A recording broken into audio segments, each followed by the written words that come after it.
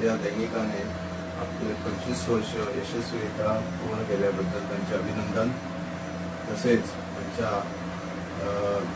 व्यापारीकरणाच्या युगात फक्त आध्यात्मिक, सांस्कृतिक, धार्मिक संस्काराचा विषय घेऊन एखादं वृत्तपत्र चालवणं हे कठीण असताना सुद्धा त्यांनी गेली 25 वर्ष आपला मूळ उद्देश न सोडता त्या विषयांची काळ धरून आध्यात्मिक आपल्या रूढी परंपरा, हिंदू धर्मातील रूढी परंपरा, सण उत्सव यांचे महत्त्व तसेच त्यातील सात्विकता ह्यावर सतत मार्गदर्शन वृत्तपत्रातून केलेलं आहे।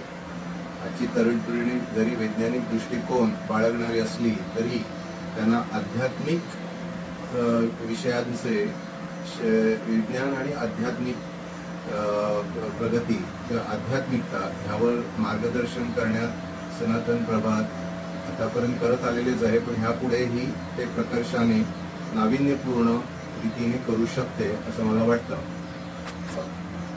आजच्या तरुण पिढीपुढे विज्ञान आणि आध्यात्मिक उपाय किंवा आध्यात्मिक गोष्टी यांचं मार्गदर्शन जर विद्यार्थ्यांना झालं किंवा तरुण पिढीला झालं तर त्यांच्या सर्वांगीण उन्नतीसाठी ते नक्कीच उपयोगी ठरेल।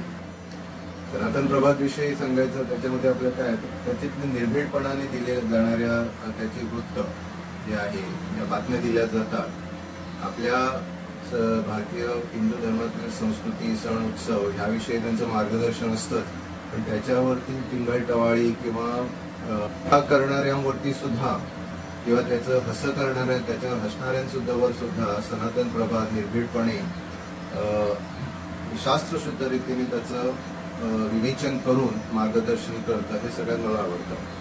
सनातन प्रभातमधून आध्यात्मिक उपायातून शारीरिक व मानसिक जे काही माणसाला व्याधी म्हणा किंवा समस्या असतात त्याच्यावरती सुद्धा उपाय सुचवले जातात। हिंदू धर्म आणि हिंदू व्यक्ती ह्याच्यावरती देश आणि विदेशात काही आक्रमणाविषयी सनातन प्रभात निर्भीडपणे बातम्या छापून आणतात जे इतर वृत्तपत्रात दिल्या जात नाही।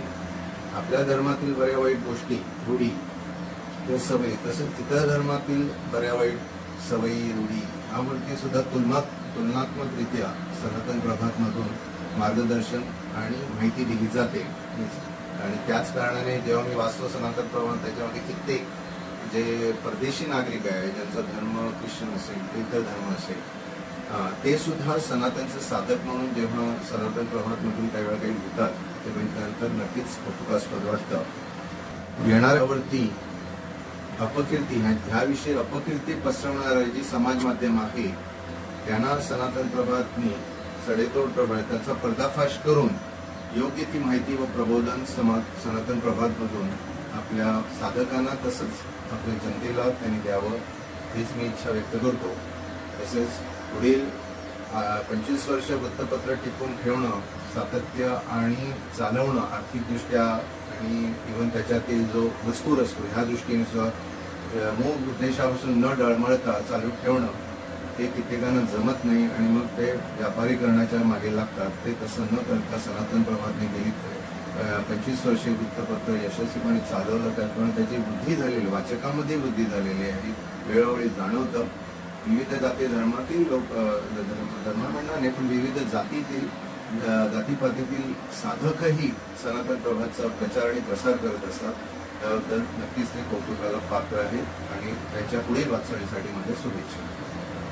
सनातन प्रभात म्हणून नेहमीच हिंदू राष्ट्र आणि हिंदू राष्ट्र म्हणजे फक्त ते धर्माचं राष्ट्र नसून ते एक रीतीचं आणि विचारांचं राष्ट्र म्हणजे रामराज्य जे आपण म्हणतो, रामराज्यावरती कोणावरती अन्याय केला जाणार नाही, त्याचप्रमाणे वाईट मार्गांचा अवलंब करणाऱ्यावरती कठोर शिक्षा त्यांना केली जाईल हेच हिंदू राष्ट्रामध्ये अपेक्षित आहे।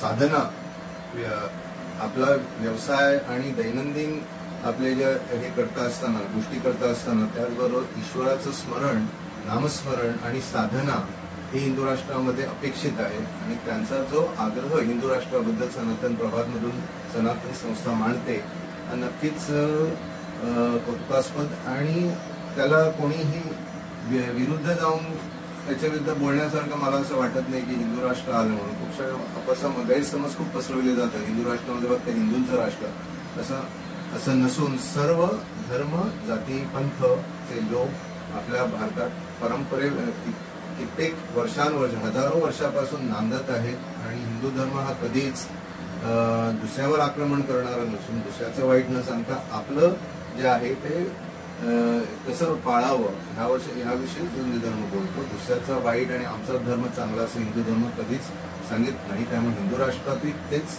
होणार आणि अपेक्षित आहे. मला असं वाटतं की त्यांचा जो आग्रह असतो हिंदू राष्ट्र लवकरात लवकर व्हावं याबद्दल मला दुमत नाही आणि ते नक्की व्हावं.